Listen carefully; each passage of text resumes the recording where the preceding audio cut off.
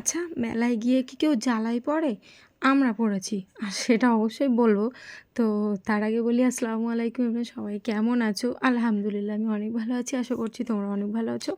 তো welcome back to my channel lovely art blog. মেলায় এসে ১ম এ কিন্তু এই আচারের দোকানটিতে ঢুকলাম। আচার কিন্তু খেতে বেশ ভালো লাগে মেয়েদের। কিন্তু না, আমার সাথে, সাথে আয়াতের পাপাও খুব পছন্দ করে। তো ওখান থেকে অল্প একটু আচার নিয়ে নিলাম আর তারপরে চলে আসলাম কটন ক্যান্ডি। ফুল মেলাটা তো অবশ্যই ঘুরবো আর তোমাদেরকেও দেখাবো। তো আমি এখানে আলামিনকে বলছি, তুই যখনই ক্যামেরা করবি না কেন ঠিকঠাক পোশানে নিবি। ক্যামেরা অল্প করে ভিডিও করবি, কিন্তু ও প্রচণ্ড ক্যামেরা নাড়ায়, ইচ্ছা করে ফোনটা নাড়ায়। ওকে তাই জন্য বকা দিই। তো আমরা আসলাম কটন ক্যান্ডি নিতে। আয়াতকে যেহেতু ঠান্ডা করে রাখতে হবে, ওর ঘুম এসেছে, হ্যাঁ, সেই কারণে একটু এখান থেকে নিয়ে নিলাম।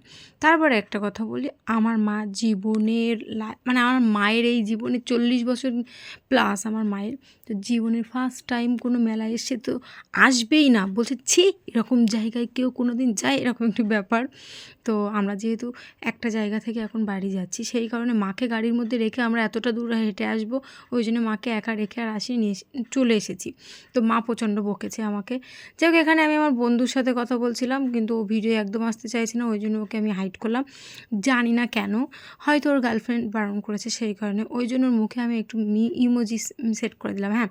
তো যেটা বলছিলাম, মাকে নিয়ে আমার মা আমাকে প্রচণ্ড বকেছে। আমাকে কি মানে বলছে এসব জায়গায় আসবি না, আসতে নেই। আর এত পরিমাণে এখানে মিউজিক চলছে, আমার মায়ের তো ওটা ওসব মানে একদম সহ্য হচ্ছে না।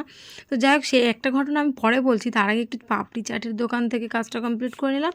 আর এখানে না, এই নাগরদোলার এখানে একটা ঘটেছিল বিশেষ কারণ, মানে এরকম একটি ব্যাপার যে গন্ডগোল হয়েছিল, তাই জন্য একটু থেমে আছে আর আস্তে আস্তে ঘুরছে। তাই জন্য আলামিন বলছে আমাকে ওইদিকে তাকা, কিন্তু আমি বুঝে উঠতে পারছিলাম না। তারপর যাই হোক, আমি মাকে বললাম, তুমি জীবনে তো কোনোদিন আসোনি, যাই হোক আমি তোমাকে জোর করে নিয়ে এসেছি, ঠিকই আছে, ওই দিকটায় চলো, ওই দিকটায় সবজির একটা কালেকশান থাকে, মানে সবথেকে বড় কচু, সবথেকে বড় ফুলকপি, এরকম একটি বিষয় থাকে, যেটি আমি আগের বছর এসে দেখেছিলাম।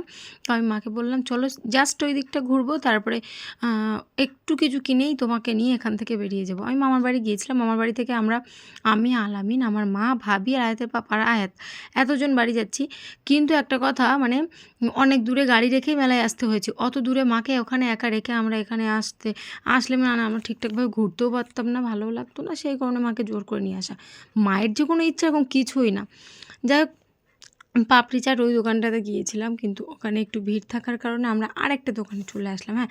আর এখানে আলামিন ভাবির মুখের কাছে ক্যামেরা ধরে কি করছে, মানে কিছু একটা খেতে যাচ্ছি, আমার মা বাধা দিচ্ছে, চল চল এখান থেকে তাড়াতাড়ি চল, মা কোনো প্রকারে থাকতে চাইছে না। তো এই যে এখানকার বিষয়ে একটা কথা বলি, এখানে যে ডান্স পারফরমেন্স করছে, তো মানে এখান থেকে যে অডিয়েন্সরা আছে, অডিয়েন্সদের কাছ থেকে জিজ্ঞাসা করছে, বলো এবার কী গান শুনতে চাও, কী গান শুনে ডান্স করবে, কী গান শুনবে। তো এখান থেকে না একটা অডিয়েন্স বললো পাছাড়ে পাছাড়ে শুনবে, মানে কি একটা ব্যাপার। আর যিনি পারফরমেন্স করছেন তিনি তো একদম মানে হতবাক, মানে ওরকম একটি গান পেয়ে। আবার একটা অডিয়েন্স কি বললো, ছি ছি ছিঁড়ে ননি ছি শুনবে, এরকম একটি ব্যাপার। তাই জন্য আমার মাকে দেখাচ্ছে, আর আমার মা জীবনে প্রথমবার এরকম কোনো দৃশ্য দেখলো যে ওরকমভাবে নাচানাচির যে বিষয়টা আছে, হ্যাঁ। তো আমার মা তো লাইফে কোনো দিন এরকম জায়গায় যায়নি, আর মা দিকে তাকাচ্ছেও না, বারবার ঘোরাচ্ছে আর বলছে খেয়ে দিয়ে কাজ নেই, মানে যেটা আর কি বোঝে না, মা যেহেতু জানে না, বোঝে না। আর মায়েদের ছোটোবেলা থেকে ওরকম কালচারে তো মানে ওরকম কিছু দেখিনি, সেই কারণে। আর এখানে কিছু ছেলে ডান্স করছিল ওই গান শুনে। তো আলামিন কিন্তু এই সমস্ত ভিডিও করেছে, আলামিন সব সাইডটা ক্যামেরাবন্দি করেছে, কিন্তু একটু নাড়িয়েছে। তো আমি ওকে বারবার বলছি ওদিকটায় দেখাস না, যদি একজন এসে বলে কেন ক্যামেরা করছো, কী উত্তর দিবি, হ্যাঁ। তো মোটামুটি আমরা ওখান থেকে পুরো ঘুরেছি, তারপরে এই সাইডটাতে এসেছি। আর আমি আর ভাবি মানে যখন তখন যেখানে সেখানে মনে করে যেতে পারি। আর 10 টাকার হরেক মাল আমাদের কাছে ইজি হয়ে গেছে, ওরকম বিষয় না যে কিছু পছন্দ হবে। তো আমার মা বাড়ি গেলে বলে, এটা আনতে পারিস নি, এরকম কোটো আনতে পারিস নি। ভাবিকে বলে তুমি এরকম নিয়েছো কেন, একটু ভালো কিছু আনবে, এরকম। তো ভাবি আজকে বলছে আম্মা তো আজকে সামনাসামনি এসেছে, ঠিক আছে আম্মাকে আজকে দেখতে বলি। তো মাকে বললাম ঠিকই আছে, তুমি তো 10 টাকার হরেক মাল আজকে, মানে কোনো মেলাঘাটে কোনো বাজারে, জলসার বাজারে তো মা যায় না কোনো দিনও, সেই কারণে আজকে এই মেলায় এসেছে, তাই জন্য মাকে বললাম তুমি যেহেতু এখানে আছো তুমি দেখে নাও। তারপরে কাকুর সাথে দেখা, আমি যেখান থেকে ড্রেসপত্র কিনি, হ্যাঁ, তো কাকুর মেয়ের সাথে দেখা, তাই কথা বলছিলাম। আর মাকে বললাম তুমি নিজে চুজ করে দেখে নাও, যেন আর কোনো দিন এটা বলতে না পারো যে এরকম আনিসনি কেন। তবে মা এখানে যেটা রিভিউ দিল, না ভালো কিছু থাকে না। আমি বললাম তাহলে আমরা কি করে ভালো পাবো, কিছুই তো মায়ের পছন্দ হচ্ছে না। তো মা যেহেতু এসেছে একেবারে খালি হাতে না গিয়ে মা এখান থেকে 10 টাকার 2-3 রকম জিনিস নিয়ে নিল। তারপরে আমরা বলছি, কিন্তু পুরো সাইডটা কভার করেছে, ওই সাইডটাও কভার করেছে, এই সাইডটাও কভার করেছে। আর কাকুর সাথে দেখা হয়েছিল, কাকু যে বিষয়টা নিয়ে কথা বলছিল ওটা হলো গাড়ি রাখার কথা, যে কোথায় রেখেছো, এখানে হচ্ছে প্রচণ্ড ভিড়, তো দরকার পড়লে আমাদের বাড়ির দিকে রাখতে পারতে। তো আমি বললাম না, একটু দূরে রেখেই চলে এসেছে, আমরা এক্ষুনি চলে যাব। হ্যাঁ, তো মোটামুটি আমাদের ওই মানে দুটো দোকান থেকে দেখছিলাম হরেক মাল, কিন্তু এই দোকান থেকে একটু কিছু মায়ের পছন্দ হয়েছে, যেরকম ওই দোকান থেকে একরকম নিয়েছে, এখান থেকে আর 2-3 রকম নিয়েছে, এরকম একটি ব্যাপার।